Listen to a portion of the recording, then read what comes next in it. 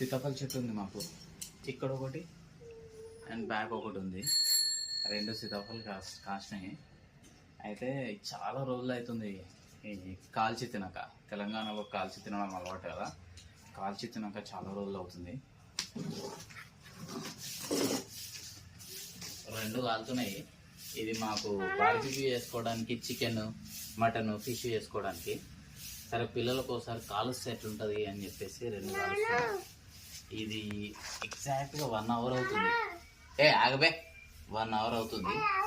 అయితే 1 అవర్ నుంచి కాలితే ఇప్పుడు కొంచెం మంచిగా కాలుతున్నాయి. అసలు ఎట్లా టేస్ట్ ఎట్లుంటుందో ఒకసారి తినేటప్పుడు చూపిస్తా. సీతాఫలకాయ ఇప్పుడే కాల్చిన 1 అవర్ అండి. సీతాఫలకాయ ఇప్పుడే కాల్చిన. స్మెల్ అయితే ఎక్స్ట్రీమ్లీ బాగుంది. ఇది కాల్చి తిన్న వాళ్ళకి అర్థమైతే స్మెల్ ఏందో. అయితే నిజం చెప్పాలంటే లైట్గా మాడింది. Look at this.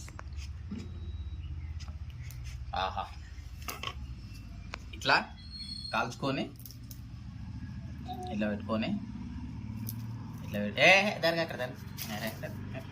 ఇట్లా పెట్టుకొని తినాలి. అయితే లైట్గా టేస్ట్ చూస్తా ఇప్పుడు.